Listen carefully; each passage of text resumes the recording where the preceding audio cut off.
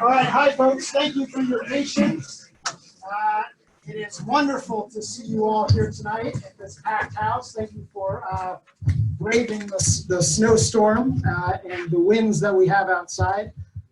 It's very heartening to see so many folks here tonight. So my name is Philip White. I am the Renewable Energy Campaigner for the Fairbanks Climate Action Coalition. And so this Solarize Fairbanks campaign is a coalition of various community groups. And it's really stitched together by the Fairbanks Climate Action Coalition. We're the backbone of this. We have launched this campaign with numerous dedicated community partners. And we're very excited for this to be the kickoff of the campaign. As you'll hear a little bit about, this is a campaign that has gone on before in Anchorage. We are hoping that we can do better than Anchorage because that's what we do. And so just to get us started this evening and to ground us in this space and in this place, I'm going to begin by doing a brief land acknowledgement, and then I'm going to hand it over to Jamie. So I want to recognize that we work throughout the unceded territories of the Indigenous peoples of Alaska. We acknowledge this as thanks to the Indigenous peoples who have held relationship with these lands for generations and continue to be land stewards. We acknowledge this in recognition of the historical and ongoing legacy of colonialism. Our offices are located on the traditional territories of the Lower Tanana Dene peoples and Dena'ina peoples. Thank you. Thank you. Thank you, Phil, and thank you for coming out in the not so easy weather. It's certainly a good night to think about solar in the summer. So I am Jamie Hansen. I work with Information Insights. I think I'm too close to the speaker.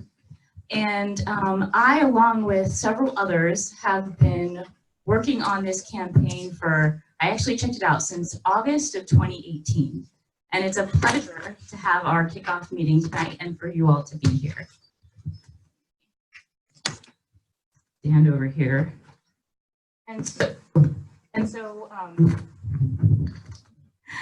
So what are we going to do tonight? So here's kind of a brief overview for you. First, in terms of the topics, we're going to talk about the Solarize Plus campaign, kind of the details that we expect many of you are curious to hear about.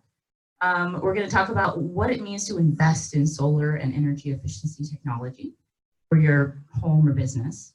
And what does it mean to pay for these? And finally, what's next? So how do we get started? And I will say that we hope all of you walk out of here tonight having a better understanding of what it means to invest in solar and energy efficiency in your home or business. Just in terms of some meeting structure, we are trying to keep the meeting to about an hour for the presentations. So we ask that if you have questions, if you can please write them up. There are 3 boards around the room, one over here, one just behind it, and one at the back of the room where Amanda's standing. And basically, if it's a clarification question, like you just don't understand what the heck we're talking about, please raise your hand. If it's a question about some other content area or some more detailed question, please go ahead and write it up there. Also, I think Lisa will be walking around, so if anyone needs assistance, like to write it on a piece of paper, she'll be happy to take it. Photos, please take photos. And also, if there's any content on the PowerPoint, highly encourage you to take pictures of it. We are recording, so Phil is live streaming, and we're also recording the PowerPoint on Zoom. So these will be posted up on the Fairbanks Solarize Plus website later, and it's also on Fairbanks Climate Action Coalition's Facebook page. And the last thing is that we do have some fact sheets in the back, and I strongly encourage you to walk out with some. If there aren't enough, email me, and we are happy to distribute. And so just a little bit more on what Phil said about, so what is Fairbanks Solarize Plus? First of all, it's a volunteer campaign. All of us are doing this either in our spare time or in addition to the regular work that we have. The purpose is to bring solar power and energy efficiency to residential and commercial buildings. And you're going to do that by making it easier and more affordable for those who are in the Fairbanks North Star Borough. And I'd like to recognize the organizations that have been supported, and that's at this point almost entirely by donating staff time. And so that's Information Insights, that's who I work for, Alaska Center for Energy and Power, and Ben Loeffler is going to be presenting from them. Native Movement, Phil is an employee over there. Cold Climate Housing Research Center, Bruno, right there. And the Northern Center, and Lisa's over there. And Fairbanks Climate Action Coalition, which many of us in the room from this campaign volunteer with. And the Alaska Center, which is the one organization that has already done this in Anchorage, and Alyssa is the Fairbanks rep. And I didn't mention Dave Messier, but he's here too. He's with Tanana Chiefs Conference. We just don't have their logo on the PowerPoint. So why are we here? And I think before I go through these questions, I'd really like to ask you, why are you here? Would anyone be willing to raise their hand? You know, is it because you're interested in solar, but don't know exactly how or if you should do it? Anyone? Yeah. Is it because energy prices are expensive and you're looking for ways to reduce it? Yeah. Anyone because you'd like to be kind of part of the clean energy solution? So find a way to reduce your carbon footprint. Yeah. See a lot of hands as well. And I'm going to ask this last question, but anyone because they're interested in what it means to invest in your home or even in kind of the clean energy sector? I hope there are more hands at the end of this. But thank you so much. So the reason why we, this coalition of volunteers, have put together the Fairbanks Solarize Plus campaign is because we are interested in reducing energy costs.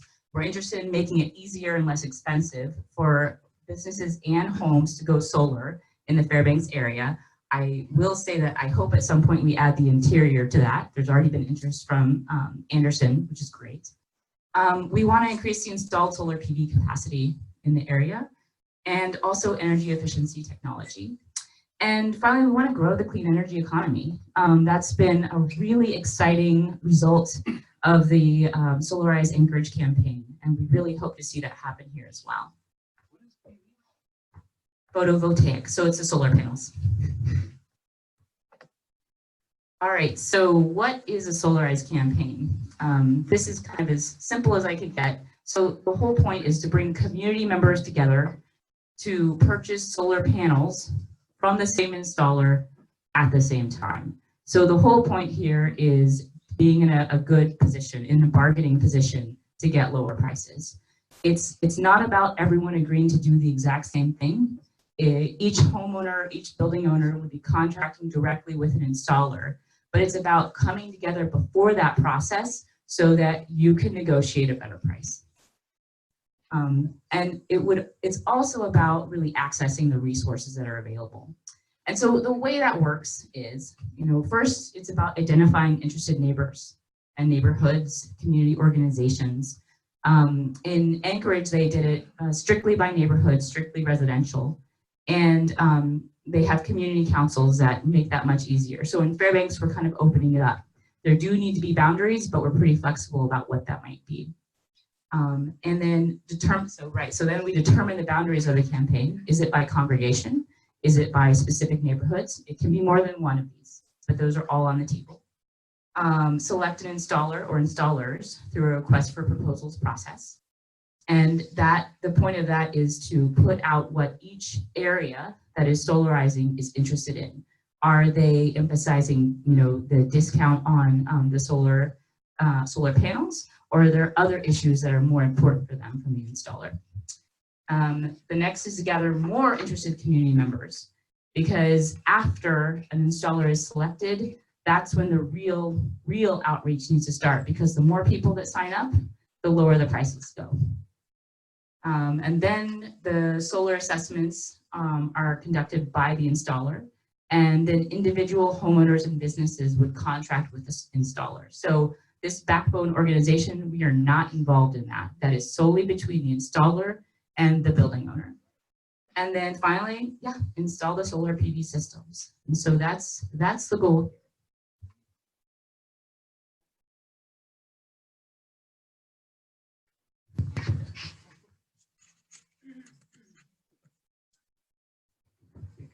frozen, Bruno. Oh no. Wow. Okay. Am I going the right way?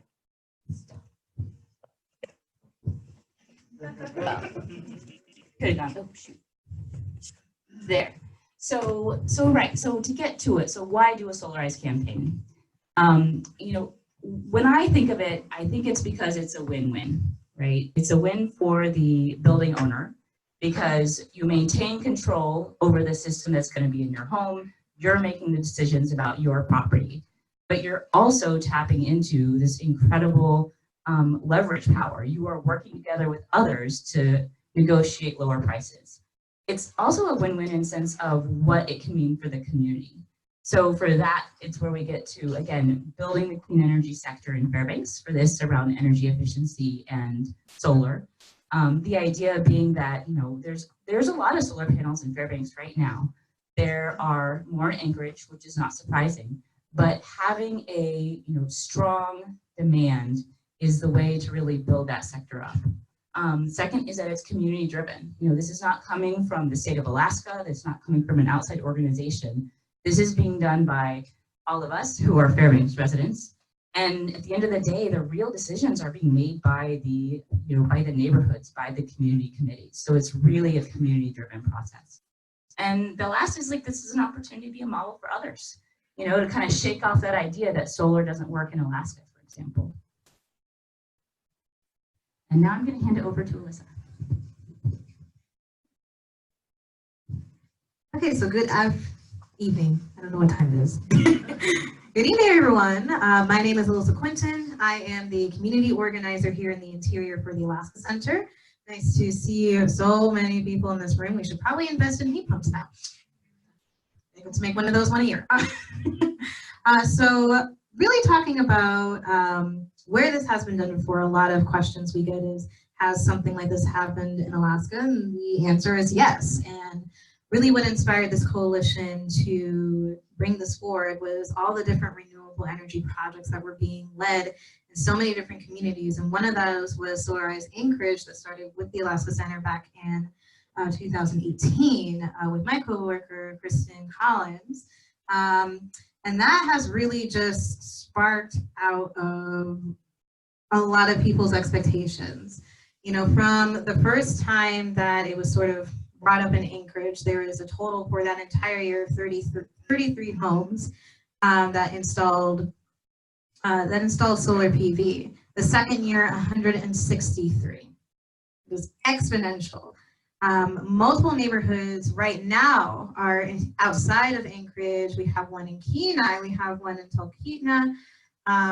You know, and as Jamie mentioned, there's folks in Anderson, so all over are interested in looking at the next year and also including Fairbanks. So we've just seen not only communal interest, but commercial interest, people who own property and rent it out to, you know, to all different types of folks around the state. So it is definitely something that has not only expanded our control over how we use our power and what we gain our power from, but also increasing this huge industry that has so much prevalence and so much need in the state. I think that's just like my little plug here. I think this is yours, Ben, isn't it? Do we win the slide? We're good. All right. So as Alyssa said, so we're bringing Solarize to Fairbanks. And so here's a quick recap of what the differences are. So we're adding energy efficiency. And I think both Dave and Bruno are going to talk about that. We're focusing on residential and commercial buildings, commercial meaning businesses, nonprofits, public buildings. We're really trying to open it up. Next is we're looking to expand financing options. I've been actually working with Neil McKay back there, talking with local lenders to see what we can do to make it easier and less expensive to finance solar in Fairbanks. And finally, we're being flexible on boundaries. Like I said, we don't have organized community councils, and I think that just makes it a lot more interesting and a lot more innovative to do it here in Fairbanks. So we're really looking to, you know, go by congregations, by road service areas. The sky's the limit on that one. All right, I think it's over to you guys. Cool. And we were told we've got 10 minutes, and typically I'll take like 30 to 40 minutes to do a presentation, so I'll try to go pretty quick and not screw up the microphone. So my name is Dave Messer over at Canada Chiefs Conference. I'm also have the privilege of serving on the Golden Valley Board for District 1, which is the Goldstream Valley. And I've been doing solar. I think I did my first installation in 2009. And there's a photo of that at the end, and I'm just going to talk a little bit about the basics of solar. So essentially solar PV, for most intensive purposes, most importantly, there's two different types of solar. There's solar thermal and solar PV, or solar photovoltaics. That produces electricity. Solar thermal just produces heat. So we're going to be focused, the Solarize campaign is focused on solar PV, which generates electricity. The main components, if you're going to do a grid-tied system, are the solar PV panels, and those produce DC electricity, and they will route the electricity that's produced from the sun to an inverter. There's two main types of inverters. There are slap on the back of the panel inverters called micro inverters, and then there are string inverters, which are centralized inverters that will typically sit on your home or inside or outside of the home. And then that goes through a disconnect switch, and you've got to follow National Electrical Code, NEC. And then Golden Valley also has a number of requirements for installing a system because you're tying into your electrical system.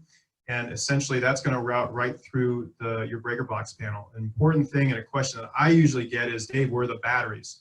Typically there are no batteries on a grid-tied solar PV system. In the past, that meant batteries meant lead acid batteries. Now they're coming out with a variety of lithium ion chemistries, and the cost has come way down. I just did my first lithium ion battery installation down in Northway this summer, and I was amazed at the user friendliness. And so that is an option if you're looking for backup power.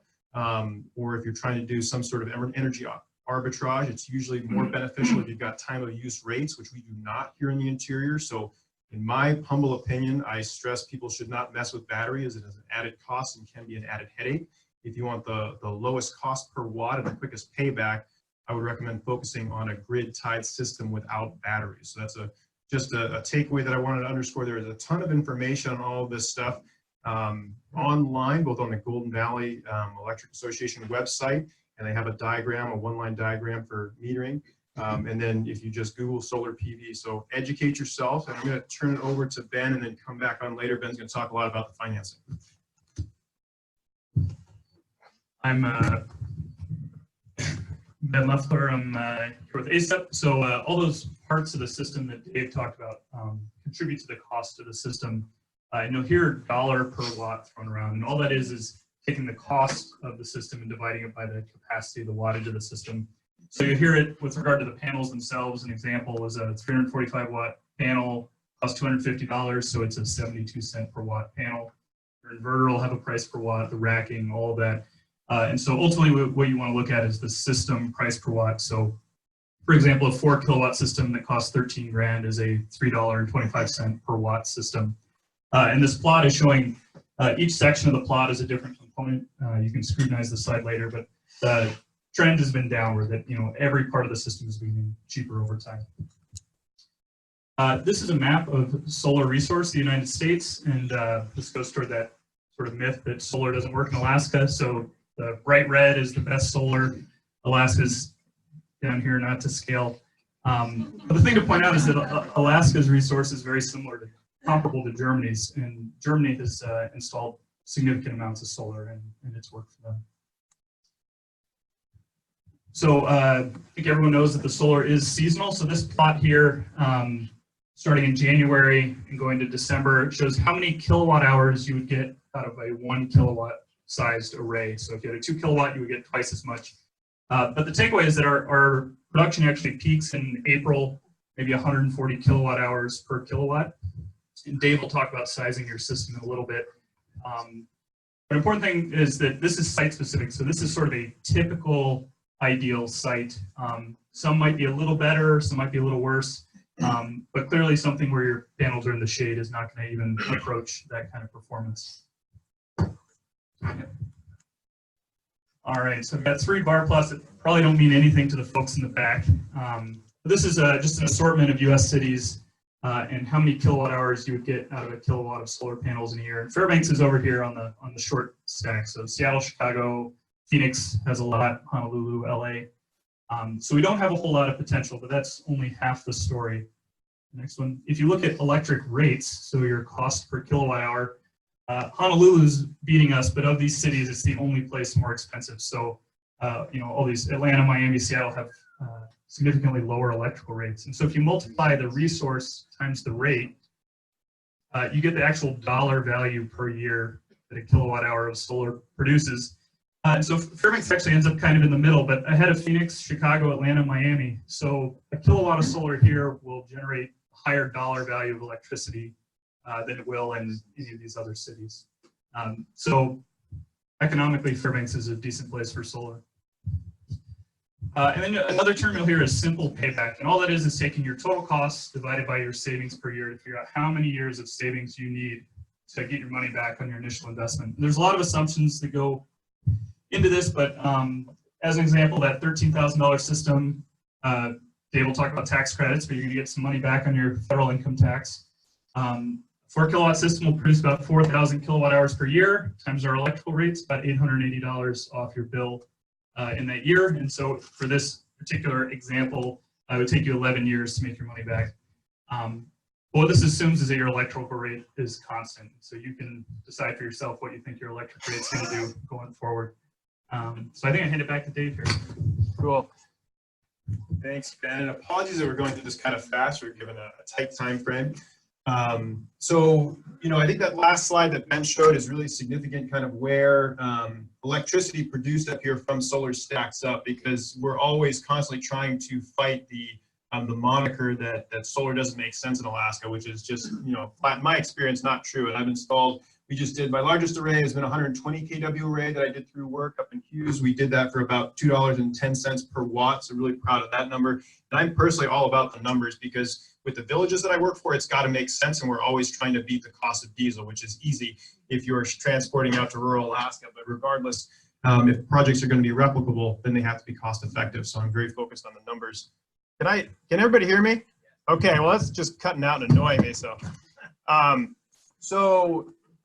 the simple payback. So the difference between a tax credit and a tax deduction, everybody understand that, right? A tax credit essentially what the 30% tax credit that ends at the end of this year means is that you are only paying for 70% of the cost of a system. So if you have a tax appetite for it. So if you get a bill from, let's say, Renewable Energy Systems here in town, and they say it's going to cost you $10,000 to install your solar PV system, you have to pay Renewable Energy Systems $10,000, but then you will get a tax credit, $3,000 back on your taxes if you have that tax appetite. If you do not have a tax appetite for the full amount in 1 year, that carries over to the next year, which is pretty handy. And it is going down. It is 30% this year, 26% next year. And there's a slide that deals with the ramp down, but it's not going away. And that's a really important point to make. It does not disappear at the end of this year. It just scales down. And so Ben's slide was great in that it showed the true value of solar PV in Fairbanks. There's a few different revenue streams, if you will. There's the net metering that Golden Valley allows us to take. And that's the actual cost of a kilowatt hour, which I think right now is in the 22 cent a kilowatt hour range. So every kilowatt hour you produce in the same month that it is consumed, you get the full value of that kilowatt hour of electricity. So that's 22 cents. Now, if you send electricity back onto the grid at the end of the month, if your production from the solar system is greater than your consumption from the grid, then you get the QF1 rate for that electricity. Last quarter, and that's a Golden Valley term, it's set by a tariff, which is approved by the Regulatory Commission of Alaska, so it's by no means arbitrary. It is based on what Golden Valley is paying for generation in that, I believe it's a 3-month period. So to give you an example, it just changed, but previously, 2-3 months ago, it was about 13 cents a kilowatt hour, which is pretty awesome because, as Ben showed, the value of electricity in different parts of the country is different. So people often focus on the 21 cent a kilowatt hour rate, but it's important to note that there are people doing this in the Seattle market, and those guys they probably pay less than 10 cents a kilowatt hour. For industrial rates, I think they're down like 3 to 6 cents a kilowatt hour. So people are doing these projects where the only revenue stream you get from net metering is that cost per kilowatt hour that the utility is charging you. So our QF1 rate right now is about 9 cents a kilowatt hour.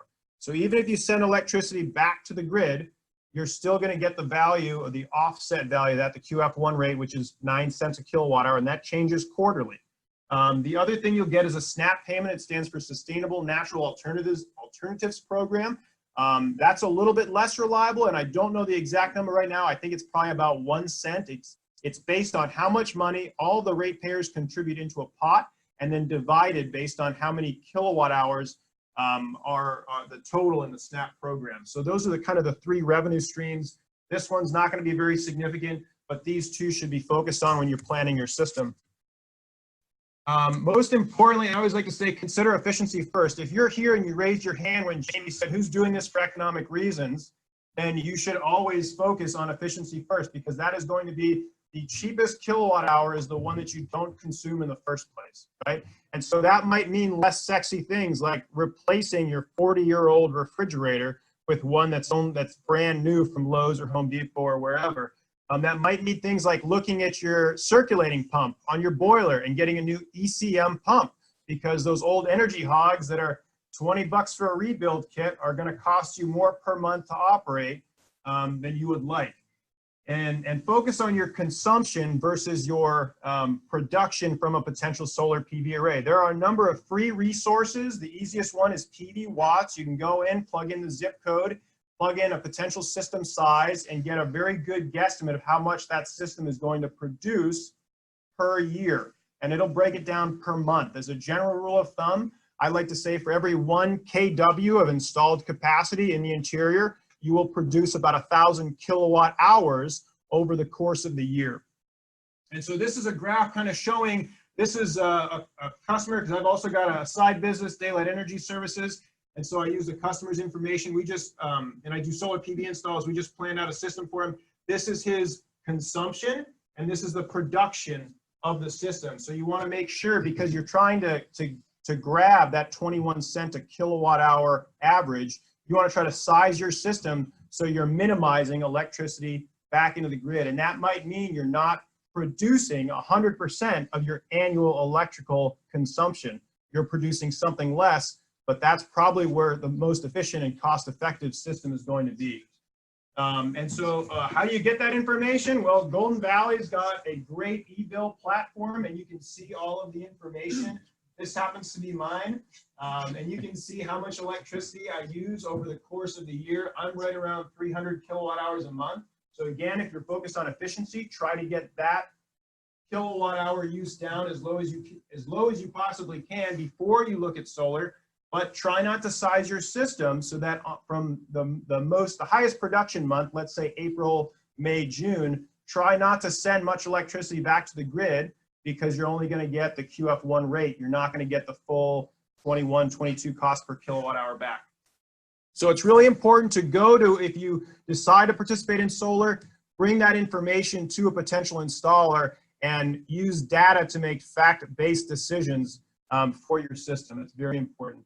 The last slide that I've got, and really quickly, since I touched base on string inverters and micros, and Ben stated this, but I can't underscore this enough. Solar PV is not going to produce as much electricity as it can if it is shaded and if it's under snow. So don't go into it with unrealistic expectations.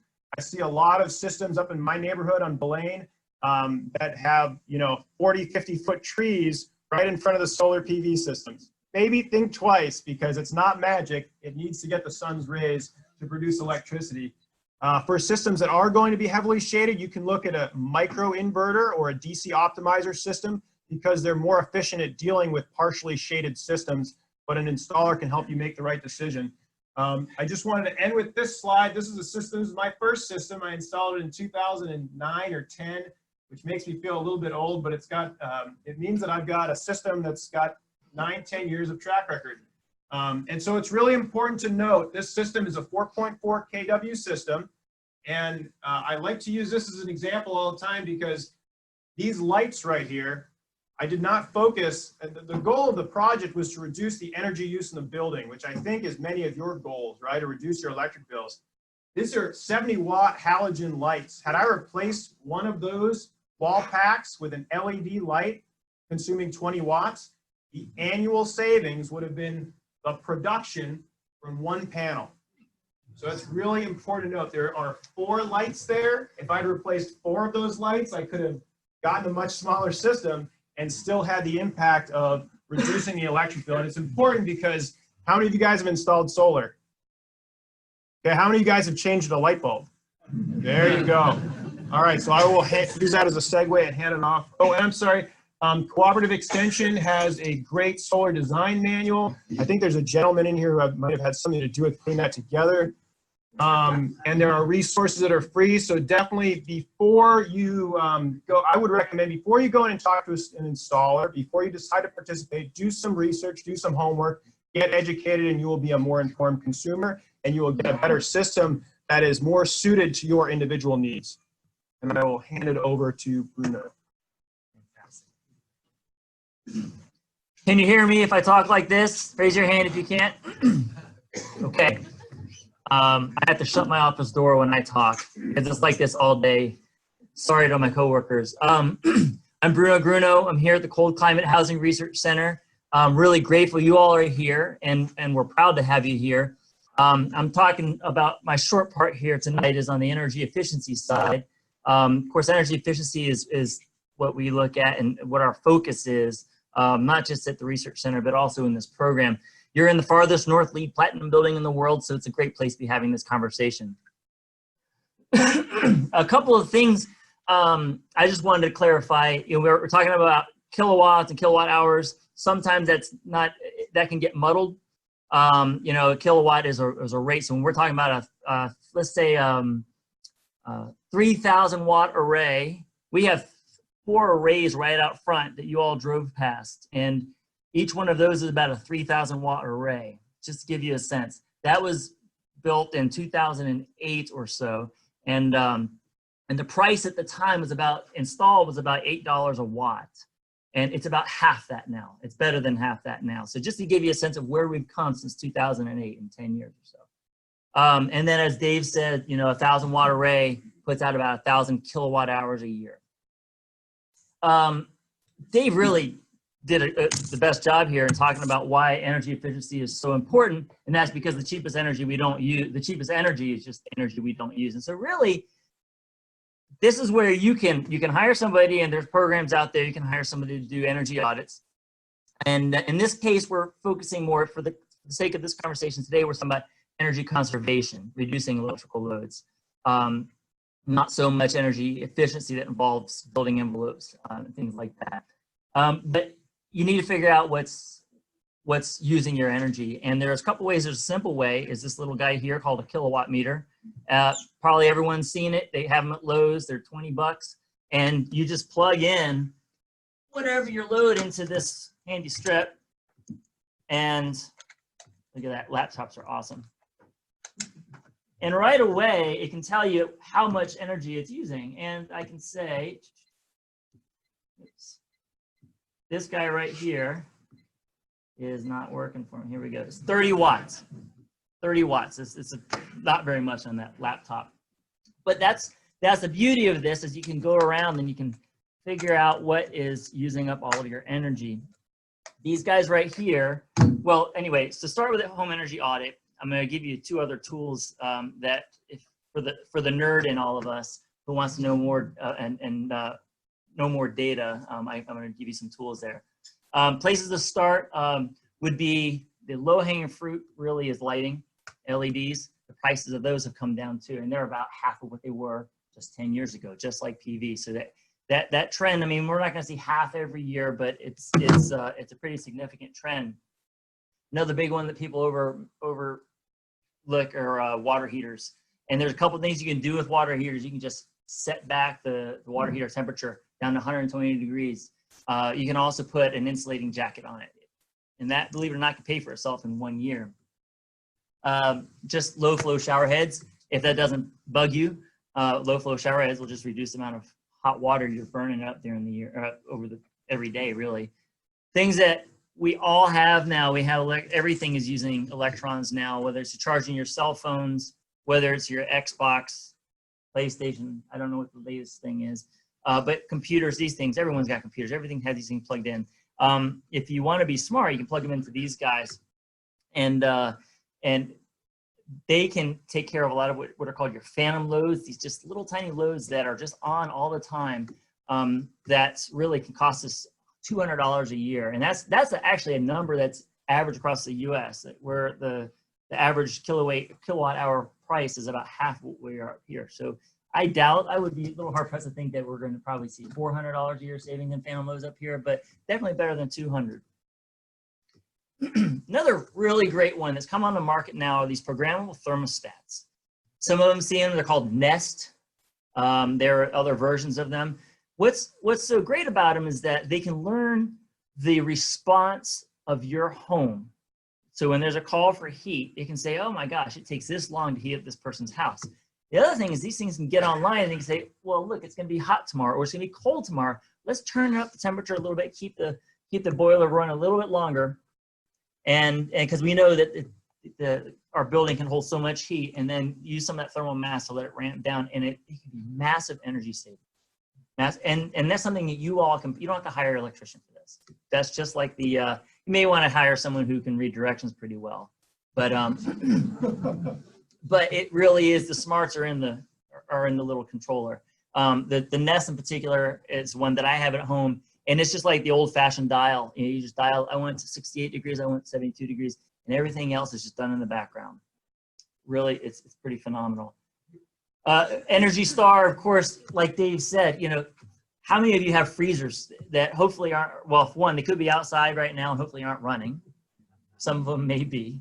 And then, of course, you have freezers inside that maybe you bought at the yard sale like I did, you know, I moved here almost 15 years ago. And it's probably 15 years old then. I probably should get a new freezer. But I'm sure I'm not the only one in that boat. But, you know, this is where probably investing in a new freezer could pay for itself fairly quickly as well.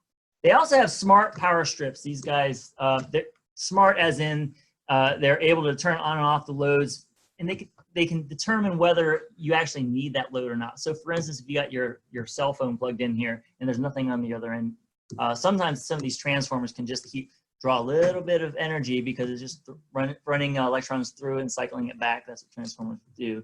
And it can say, well, there's no load, so it just actually shuts it off. You can also have control over your phone, from your phone for these things. And they're pretty neat. The other thing, of course, are timers. It's just, we all have these big loads in the wintertime that we have, and the rest of the lower 48 don't think about. We have heat trace, we have head bolt heaters, and of course we have water heaters. Everyone has water heaters. But putting all of those things on a timer can make a big difference. Let's see here. Okay. Yeah, you want to get a little nerdy real quick. If you want to do more than just this kilowatt, next easiest thing is to hire someone to do a little energy audit. And if you want to get your belt and suspenders on, and you can get in here, you can buy some of these online energy meters. One's called an Effigy meter. But what you have to do for these is you have to go into the electrical panel, take the cover off, and put these little clips, CTs, around. You got to shut off power, and probably best to have someone who knows what they're doing there. But you put these around your incoming power. And that's a good way of measuring your whole house power. There are smart ones here. This is called the Sense Smart Meter. It's $300, super cool. And what it uses artificial intelligence to go through, and you put this in your box. You just put in one set of clips like this, current transducers, and another voltage sensor, and you walk away, and everything is done. What happens is, over time, it learns what the signatures are of the appliances you're using. And so over time, I might show my dirty laundry here. See here, this will move over. You can get this on your phone. Oh, there we go. So this is actually live data for something that at my house, and you can have this on your phone. And you can say, look, the water heater came. It figured out that I had a water heater. It knows that I have a kettle and I have this thing called a floor heater, and the dishwasher came on and turned off, right? So you can actually look. And it learns your trends over time, and then you can sit here and look and figure out what's your big energy consumer. Again, you kind of have to want to be into this stuff. You know, you look at this and someone's saying, "Oh my God, what's you running at 1,000 watts right now?" The answer is an air source heat pump, and so that's that. Okay.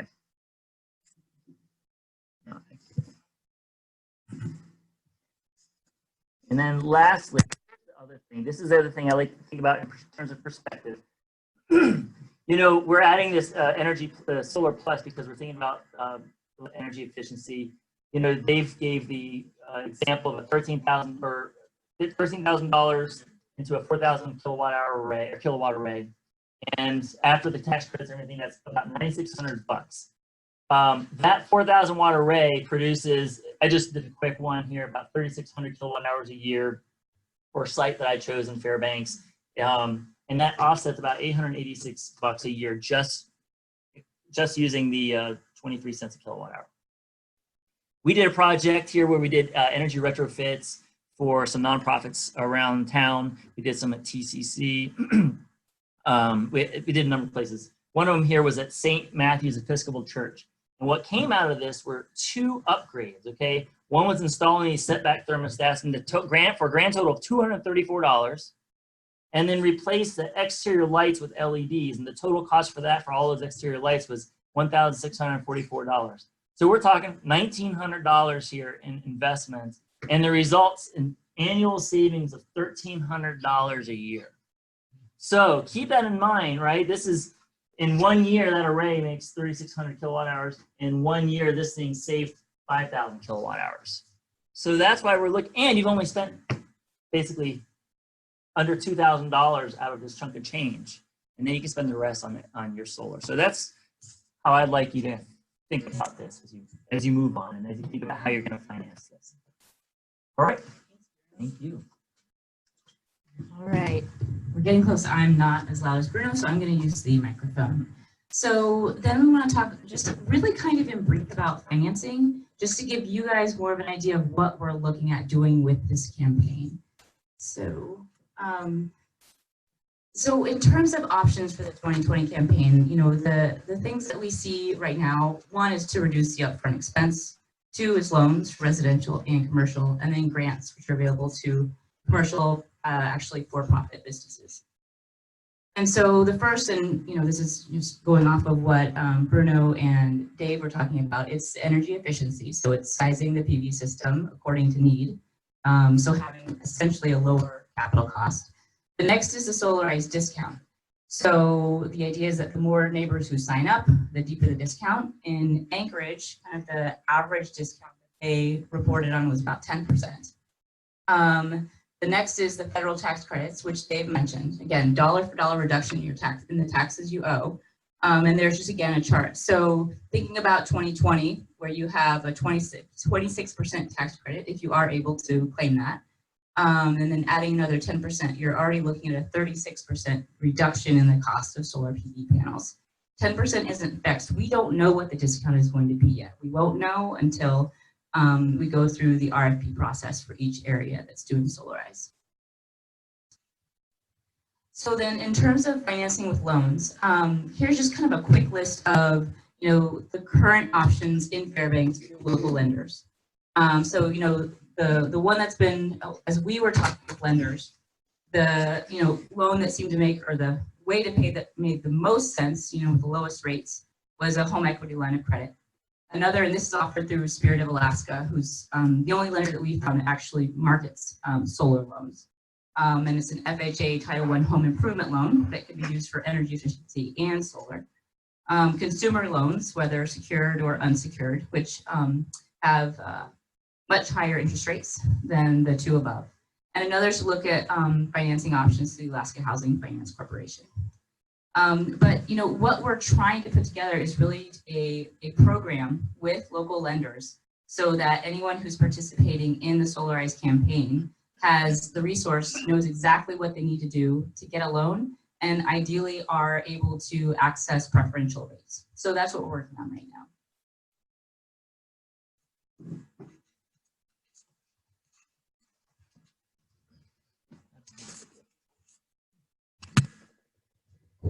So there's another grant that's available through the U.S. Department of Agriculture. It's called the Rural Energy for America program. It's the REAP grant.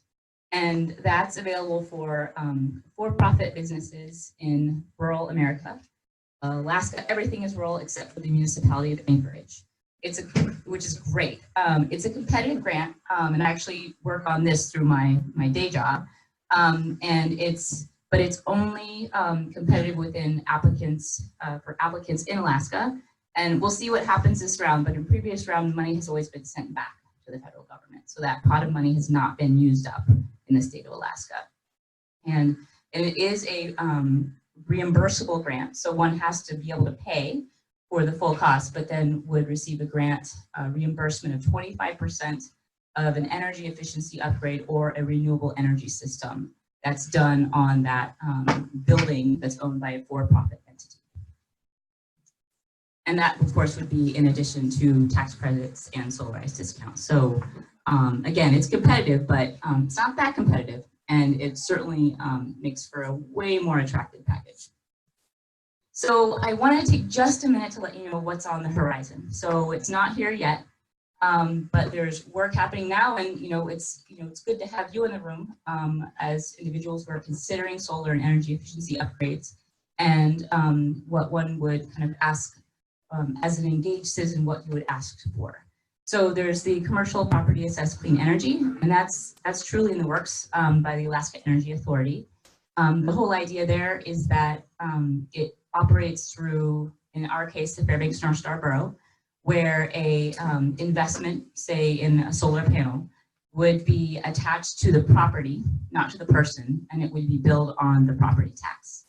On-bill financing is not in place yet, but there's lots of discussion across the state, and that's residential or commercial, where it can be a tariff or a loan, so it can be attached to the individual, to the meter, or to the property, where basically you pay back on your electricity bill. Another is power purchase agreements. Again, I haven't heard of any, certainly not in the Fairbanks North Star Borough, and there may be some in Alaska, but it certainly is kind of an emerging area. And that's where you have firms who basically own and install the solar PV system, but and then basically charge the owner of the building. So the building owner isn't the owner of the solar PV system, and they work out a payment system so that one can go solar but not be responsible for the upfront costs, instead paying over the course of their life in that building. Another is community solar. I think I'm going to have Phil pipe in a little bit. Thanks, Jamie. So there's a lot of folks in our community, myself included, who are renters or who have homes that are under trees where solar is not suitable for your private residence. And so what we are putting together right now, I'm going to use the word scheming because we are in the earliest stages of this process. But what we're thinking is in the summer of 2021, we want to install a community solar array. And what we're thinking is basically we would do that not through GVEA, but we would own it and operate it through community organizations, whether that's FCAC or another organization. We're still figuring that out. And what it would allow the community to do, we would sell shares of that installation. So we might install a 100 kW array, and each share of that is about 5 kilowatts. And basically every month you just get a check in the mail from that solar that's produced. And those would be transferable shares. And we're still playing around with different ideas about it. We actually might make it for profit in order to get some of those federal grants, and then use those profits to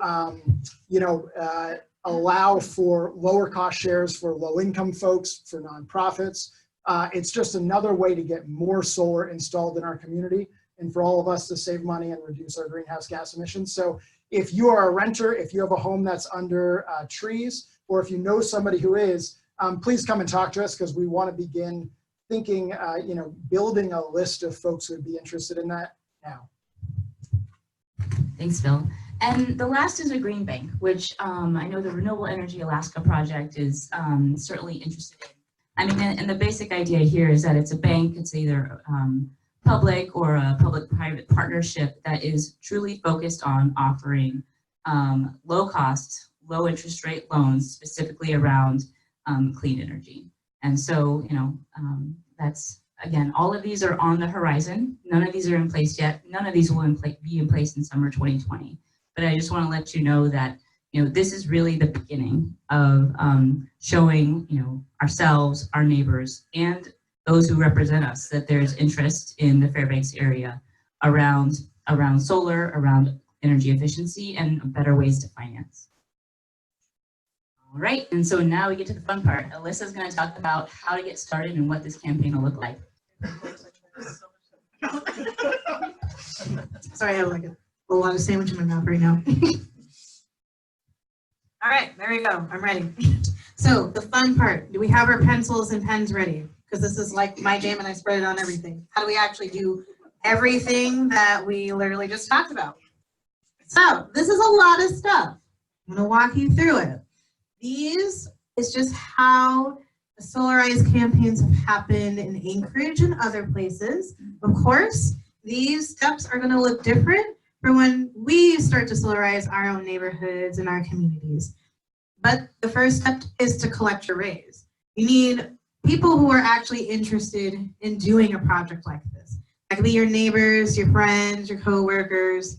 And really what makes that successful is that in a way you kind of have to become an organizer yourself. When you're talking to the people that you know, and they're like, and you tell them this idea, and they're like, oh, okay. Let me use an example of how many people live on Farmers Loop. Okay, a little bit. So the place I live now is actually off of Farmers Loop. And when you sort of get away from the main road, the road maintenance just is non-existent. And there's a lot of potholes and a lot of divots that don't get fixed. Well, one of those neighborhoods, Sundance Loop, which is where I live now, those neighbors banded together and said, okay, we are so tired with having to fix our axles every single summer. So they banded together, talked about, okay, this is where I live on Farmers Loop. This is where the potholes usually show up. They contacted local maintenance guys that just happen to have a bobcat, happen to know, what side of, silt and rock, can go well with roads and transitions and all that. And they fixed their own road with no help from the state, no help from anyone else, and they pocketed it all themselves. So this is a pretty similar thing, if that puts it in another perspective. I suggest that when you're doing this, there's two people doing it, because you, as one single person, cannot reach everybody that you need to, and it is also a lot to carry. So you have a friend who's also interested in doing this with you, it's great. You need to collect information from people who are interested. Then you sort of identify exactly where do you guys hang out so that you can actually talk about this and really assess your needs both in energy efficiency and in solar. And then once you do that, we also suggest that you form committees. And what we mean by that, we mean steering, outreach, and selection. And what we mean by steering is really assessing those needs. What do you want to look for in an installer? What do you want to look for in a PV system? And that committee is going to make a lot of those decisions. Outreach, so who else could we be bringing into the fold? And then selection, who's going to be helping this community talk to the actual installers, get those requests for proposals or RFPs, and make that actual decision when that time comes. Does that make sense? All right, great. You shout out to your orgs. So the Fairbanks Solarize folks are going to help you assess your needs when we get to that point. Now, we're still in the toddler stages of this, but once you get a community that is interested in doing that, you can more than welcome to reach out to us, and we'll actually help you with finalizing those things, like all the things that we talked about, all the people here. I think, I want to speak for any of you, but I think we're more than happy to help you with that process, because that can be really daunting if you don't know where to go, who to talk to. So we'll help you with that, and we'll teach you probably how to do a request proposal. So does that make sense? You figure out your people, we come in and help you make those decisions, right? Then you actually do the request for proposal. And that acronym again is RFPs. And so you develop exactly what you're looking for, what kind of systems you're looking for, what kind of discounts you're looking for, what sort of energy efficiency needs that you're looking for, and what you would like an installer to essentially know coming into your community.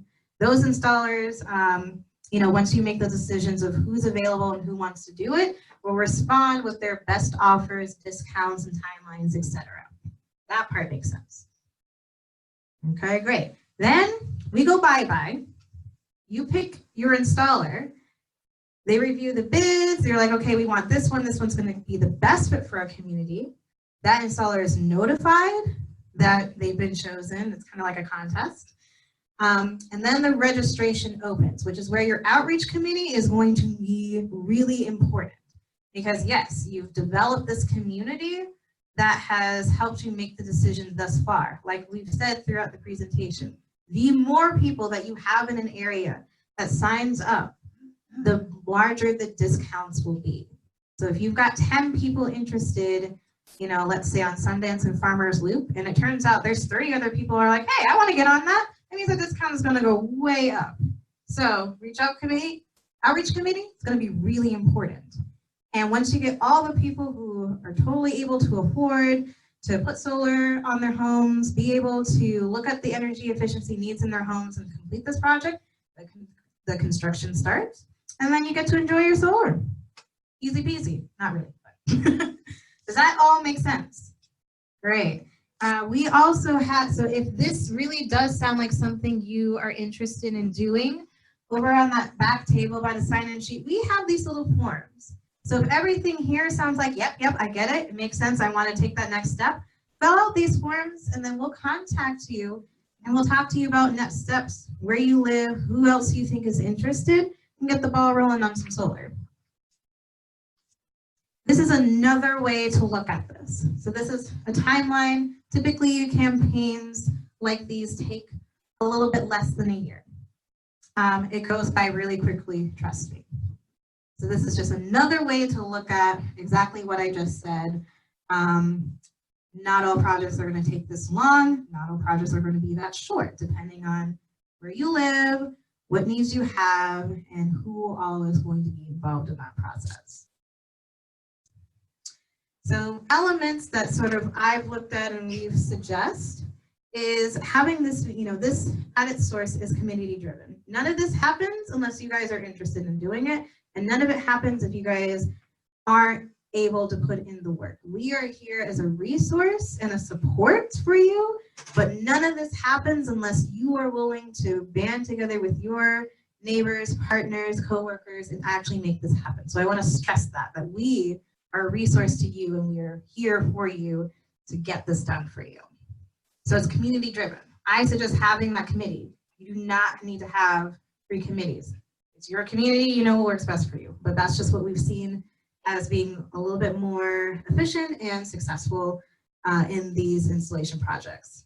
The interior is a little bit different. We don't really have neighborhood associations or boundaries, but we do have road maintenance, road service areas. We do have congregations. We do have clubs and groups that we're all associated around that are kind of around where we live. So we can kind of use those as center points for outreach, center points for other workshops to happen, for installers to come and talk to the community, like, you know, the Esther Community Center, JP Jones Center, you know, things that people live around and that are typically used. So that's one area that we can sort of think about differently.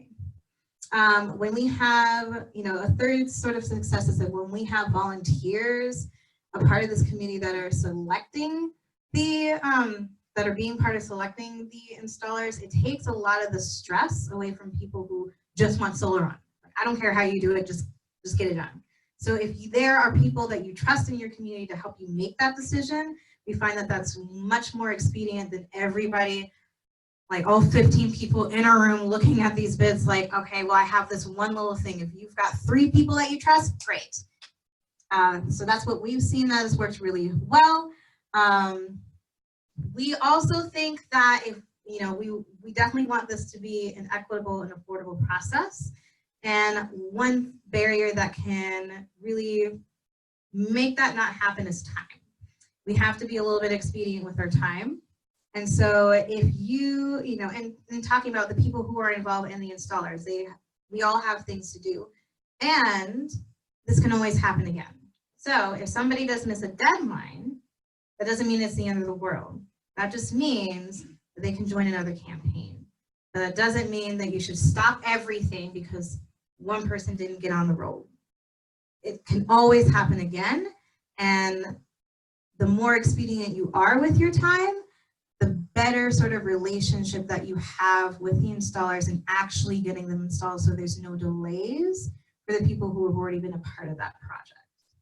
And so the last part is tiered pricing. So again, you know, where we step out of the process is when the installation actually begins and when the assessments actually begin. We can't really help you with that. That is between you and the installer. But just remembering exactly what the prices you were thinking about, looking at your energy efficiency needs and bringing that up to the installer so they have as much information as possible so you're choosing the right system for you. Does that make sense? See, nods, great. This is an example of a timeline that we have come up with. So right now we are in the outreach and support stage of the campaign, and that's going to go up until next year. We hope that with all of this outreach and research that folks are doing across the interior, that by February, people would have already gathered into their own little committees and thinking about exactly what sort of systems they need, and you know, already thinking about, okay, these are the installers that are available, so we're going to reach out to them and say who's available to make this happen. By March, the installers would have seen this and would have said, okay, these are the resources that we have, looking at all the necessary things that you need and the assessments that we're seeing. This is what we can give you. You guys choose which that is. Then the outreach starts in April.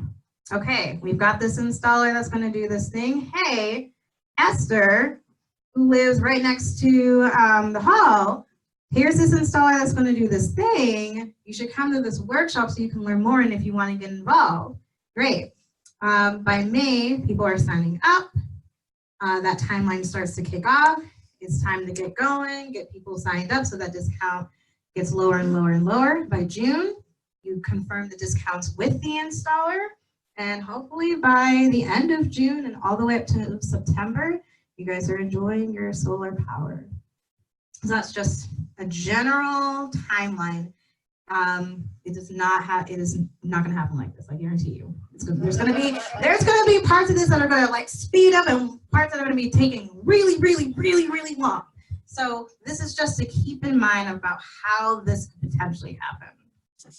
And to give you a better sense, you know, of how this actually works besides coming out of my mouth, we actually have 2 people here in the audience who have already been doing this work and reaching out to their community members and banks as such. So if they want to take the mic and talk about their experience, it'd be great.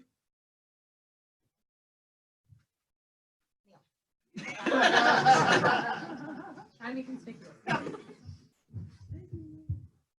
thought I just got to sit there and welcome everybody. No. I've been really proud to work with Jamie and Alyssa and the entire team to bring this to Fairbanks. And I live in the neighborhood Walden Estates that's very uniformed. It was built as Army barracks back in some time. And, you know, and I'm like, this would work well if our roofs can, you know, if we have the roof capacity to hold it. Because it's very, so that's a very easy place to organize, but it's also my church. You know, my church could also, you know, organize within our congregation to put out an RFP if we have enough church members that are interested in doing this. So it's really limitless. You know, if you have a specific group, if you have a church, if you have a specific neighborhood, it's easy just to talk to folks because, you know what, a lot of people want to do solar, but you guess what, you haven't done it yet. You know, and there's 100 reasons why you haven't done it yet. You know, you don't have the time, you don't have the energy, you don't really know where to start. Well, this takes care of all of it. You know, this is the kick in the pants, myself included, you know, to go ahead and make something happen and to move forward with, you know, bringing solar. And the more solar that we bring into the Fairbanks community, the less we're going to have to stress out GVEA, except in the wintertime. There's nothing we can do about that. And it's also, you know, it's a renewable energy system. You know, the sun isn't going away, praise be to God. And, you know, if we can just harness a little bit of it as individuals, that is a multiplier. You know, bringing solar to Fairbanks is a multiplier in 100 different ways. A, it saves me money. B, it's going to help in this fight we have in our environment. You know, we have an issue, and this is one step to move forward in attacking climate change. Is that good? Thanks, Alyssa. Thanks to you. It's always inspiring to hear how all of this information actually translates into the community. So how you can get in touch. Oh, okay, sorry. Never mind. Did I break it? So I didn't start thinking about this until about 3 or 4 weeks ago. But then I've contacted people in our road association. I've contacted people on other nearby roads that I thought might know their neighbors and know how to contact. And so just sort of finding various people who had their own social networks. We've been talking about doing this in Goldstream Valley. Just out of curiosity, how many of you are from Goldstream Valley and would be interested in something like this? Well, that's a bunch of us. So it seems like something that we might be able to do. So I'm excited about this.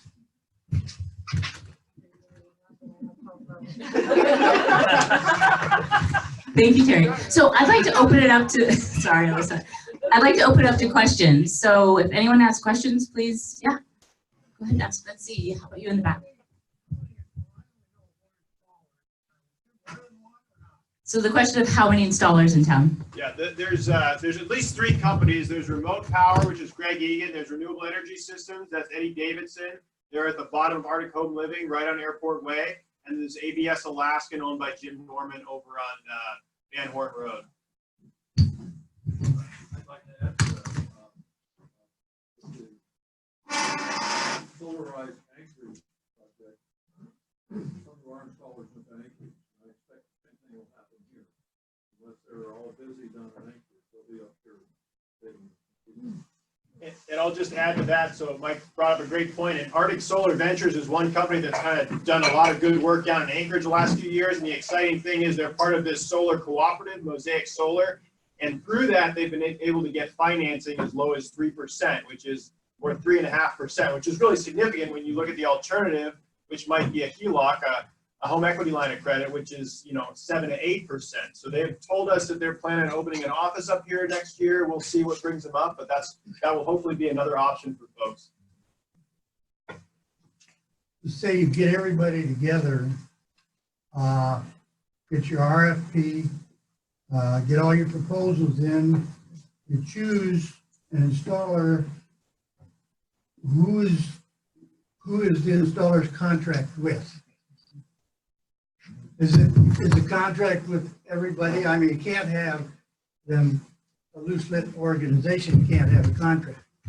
Right, so making sure I understand your question. So once the RFP has gone out and you've accepted an installer and that relationship has been built, who is the contractor being contracted with? Yeah, what, each individual? Each individual. So that is when Fairbanks Solarize steps out and the homeowners say, I'm the one who you're installing the PV system on. So it's with each individual who is coming forth. And why that is so that your systems are personalized to your homes and your needs. This just makes it easier so that the installer isn't going to each individual, okay, I should not do that. each individual homeowner asking, what do you need? Where do you want it to go? What sort of system you're looking like? It sort of brings that complexity of figuring all that stuff out, not only with homeowners and installers, to one piece of paper so that they can just boom, boom, boom, install, ready to go. Does that answer your question? Yeah. And if I could add really quick, sorry, from an installer's perspective, and I do contracting on the side, so it's easier if you're, put yourself in the shoes of Eddie over at Renewable Energy Systems. He's got to have multiple contacts of people going into his office with different roof design, different concerns. And so he's got to keep inventory. Well, that's got a cost to it, or he orders piecemeal. So it's much better. It can be more cost effective from their point of view, from an installer's point of view.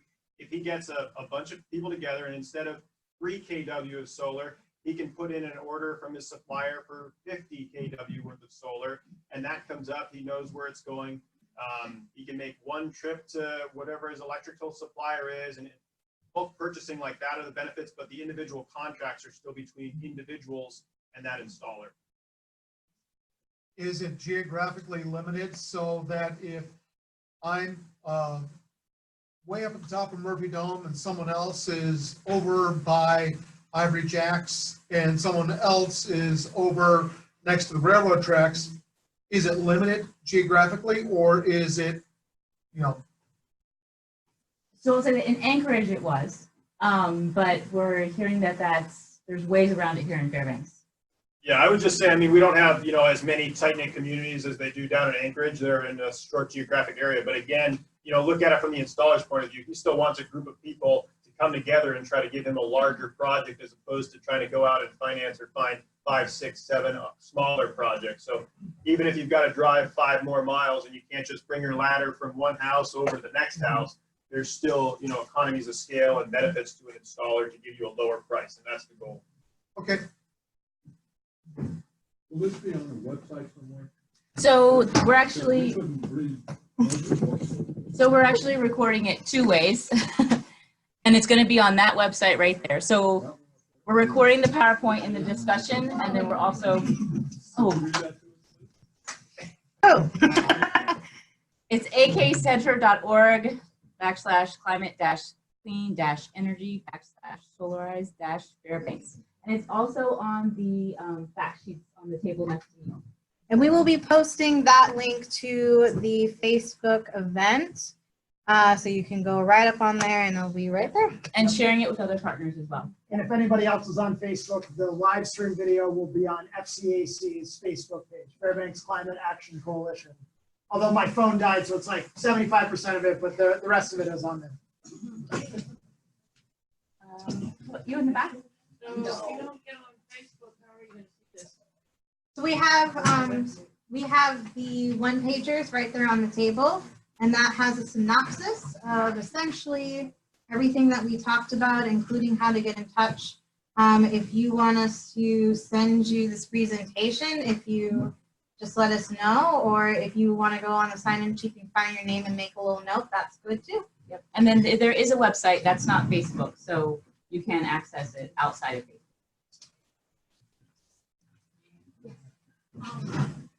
If I live in the trees, but there's a farm next door that has open, is there a way for me to still contribute into or out of that solar system in my neighborhood? It's kind of tricky. So the SNAP model, the existing one-line diagram from Golden Valley, if you do a SNAP Plus, which is the SNAP program, and it's essentially net metering plus the SNAP payment, then you need to be connected on your side of the meter. So if you've got like a neighbor that's fairly close, you could potentially put up a solar PV in a cleared area and then run a line, but you're going to be limited by how close you are.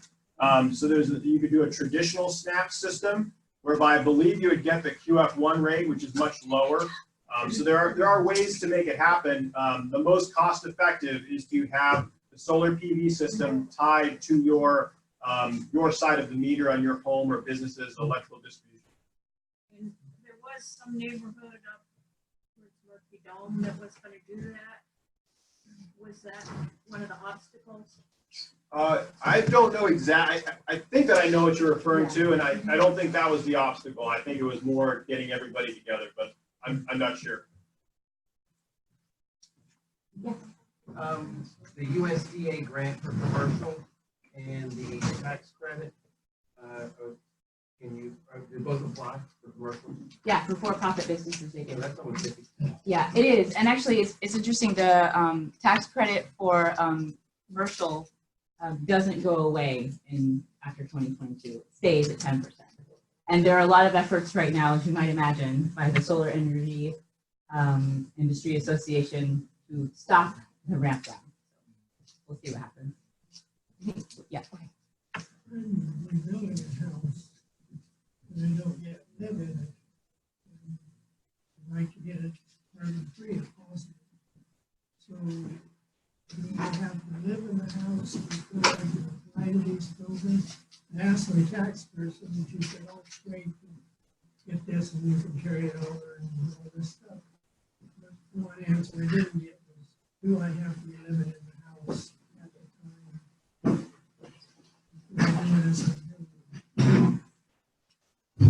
So I actually have a sheet back there, and I think it goes into that a little bit. So I'm not going to answer you right now, but if you want to talk to me after, we can talk about it a little bit more.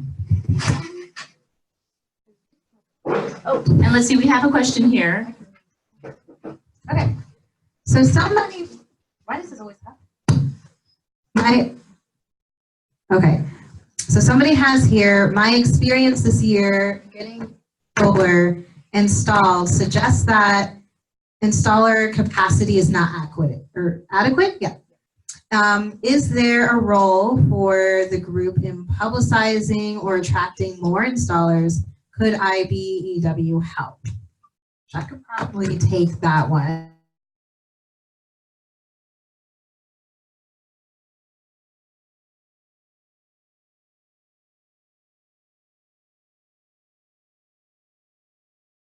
And that is a reality that Solarize Anchorage has expanded their solar capacity in terms of installers, in terms of workers, electricians. I think the same is going to happen here. Correct me if I'm wrong, I don't know if a lot of the installers are contracted with IBEW. I think that there's a separation there. But it is a conversation that has definitely come up in terms of, not only is this an investment in our own homes and our property values and our carbon footprints and, in just how we're investing in our own energy as well. It's also in our communities and having this conversation of how do we get labor more involved in this process. And if those individual companies want to onboard some of those electricians into IBEW, that's kind of their decision. But I think that knowing that this is coming, RES is definitely a part of these conversations that we have been having as well, and other installers are going to be knowledgeable of this too. I think especially during the RFP process, they're going to let those community knows upfront if they do not have capacity to do that project. So I think that that's going to sort of eliminate itself out of the process. But again, that depends. But I also think that because there's going to be a number of people who are going to be saying, hey, I've got 20 homes in this neighborhood who want solar, that they're going to find that capacity because this is an investment for them. So a little persistence, a little wait, like determination and persistence, and keep it driving forward. More questions? I'll start with you.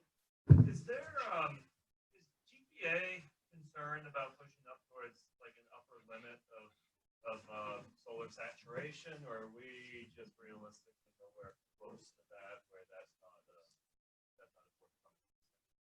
I would say that as of right now, I think that there's like 1% of peak generation, and there's a limit. So the Golden Valley statutorily by tariff only has to allow net metering up to 1.5% of their, I can't remember how it's phrased, but of the peak. And we're basically at 98%, I'm sorry, 0.98%, so less than 1%. So we've got a decent ways to go until it's a problem. And I will say that the board and staff have to figure out what happens after you get to 1.5%.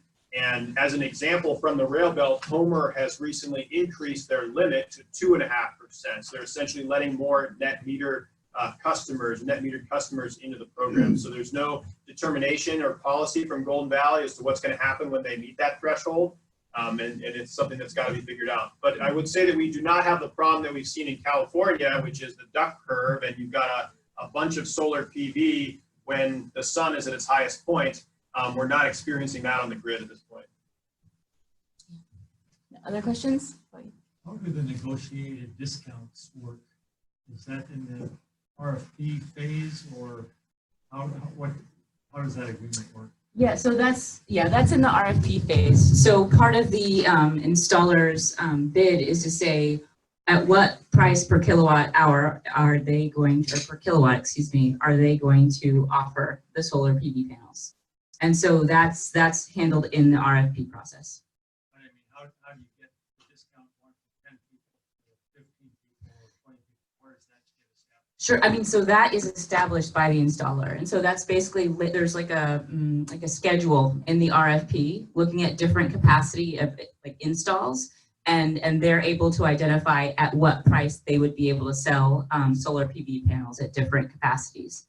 So that's where it comes in, and that's kind of to the tiered pricing as well. So that's all handled in the RFP process. And sorry, if I could kind of answer the question that was a little bit more in regards to the capacity of solar installers. Anybody that owns a house and is trying to get work done on their house, landscaping and whatnot, you guys have the same problem as solar installers, right? Don't ask during the middle of summer. You know, if you want to get a roof replaced, I had to get a roof replaced last year. I called in July, went down the whole list of roofers in town. Not a one said that they could fit me in that year. So if the issue is more, we're not Anchorage, we're 100,000 people within like a 300-mile radius, so there's economies of scale, and you're only installing solar for a certain chunk of the year. Nobody wants to get on a roof right now.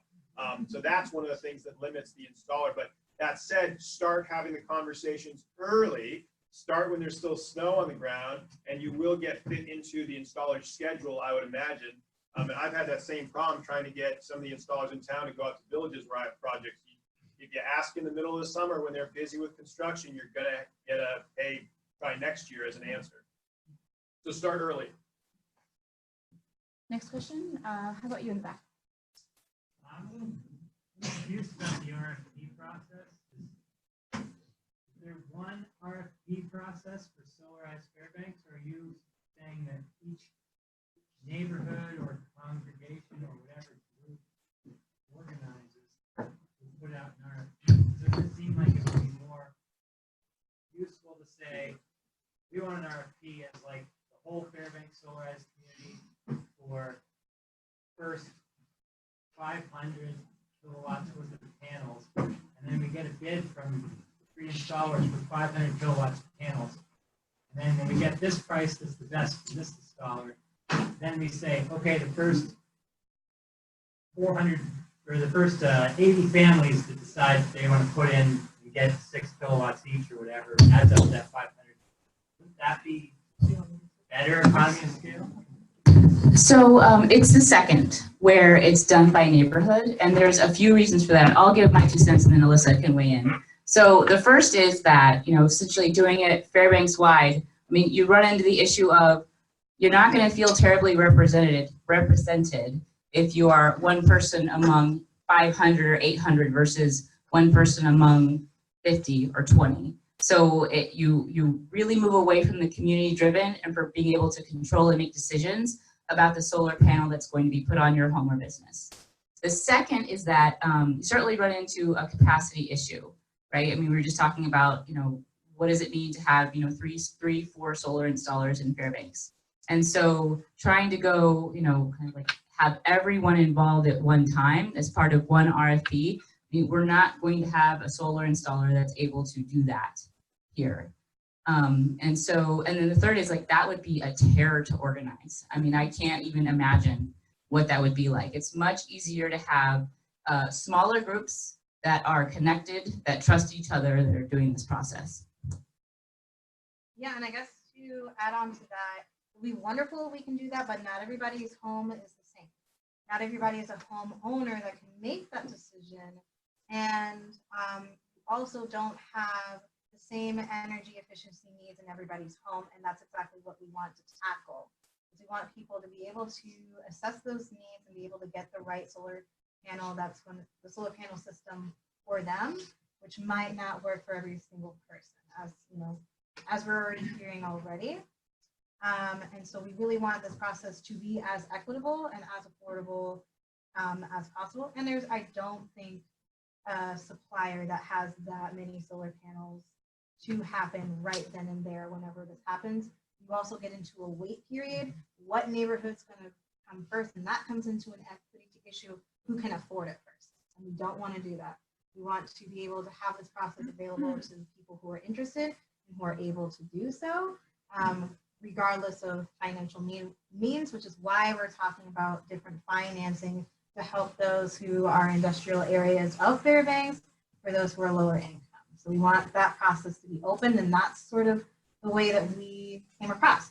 Not every single project is going to look the same in every single community, and I think that's the beauty of it, because you really get, the installer really understands exactly what those needs are and is able to get a system personalized to that, not only to that community, but to that person in that home. I have solar panels, and I've had them for quite a while. My son has quite a big array. And some of the topics that we might have missed at was that there's a 25-year life expectancy on these panels, and the direction of the panels and the tilting of the panel, all are important. And we did get into the tree and the shade, which is very important. And another thing that I thought was important, since I'm an environmentalist, is getting these solar panels open up my eyes to the fact that I'm not going to be paying an electric bill, and I might be thinking about plugging an electric car. I changed over from a oil indirect water heater to on-demand electric water heater. You can, like Bruno over there, he has the air source heat pump for heating your houses. I mean, the world's your oyster. It depends on how much education, how much imagination you have. But your whole world changes to the better. Absolutely. Thank you. Question for you, when we're talking about solar and we look at when we're able to, the solar panels are working, you know, during the summer when we're sleeping. How does that energy just go away into the grid? Is there a storage medium for that, or what? So the way that it works with a typical grid type system is that I'm over here. The grid essentially acts as your battery. So that's why you don't need a battery if you do grid type solar, and it's very convenient.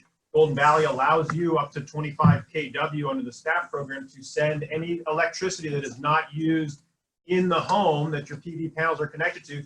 They allow you to send that back into the grid, and your meter corrects for that. So it will credit you how many kilowatt hours go into the grid, and then it will debit you when you use them. And then the true up happens at the end of the month, and anything that you have sent back and not used, essentially, you get that QF1 rate for rather than the full cost. But so you do not need a battery. Your grid acts as the storage, if you will.